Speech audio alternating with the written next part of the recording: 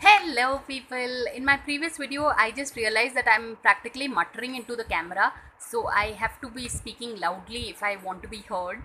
And the thing is, yeah, see my hair, I got it straightened yesterday at Javed Habib Kukkatpalli, Hyderabad. Yeah, because it's YouTube. So Hyderabad, the JNTU branch. So they do a fabulous job of it. Yeah, and and see this chain. This is my kid and me.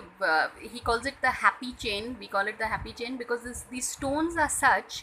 They really they have a very uplifting effect. And like I truly believe in the power of stones because they come from the earth. And my 6-year-old is also here, and he was just telling me he'd want to start off a channel of his own. And I have to say this might be one of my last videos with this particular phone because my sister was kind enough, cute enough. I mean, I'll get emotional saying it only. She got me an iPhone, and that too, my brother-in-law was in the States and he got it from there. So there you get products a little, here to buy an iPhone in India would be like very expensive. But yeah, it's a beautiful iPhone, and hopefully that's what my next set of videos will be, with a good camera phone. When you make videos, it makes a big difference.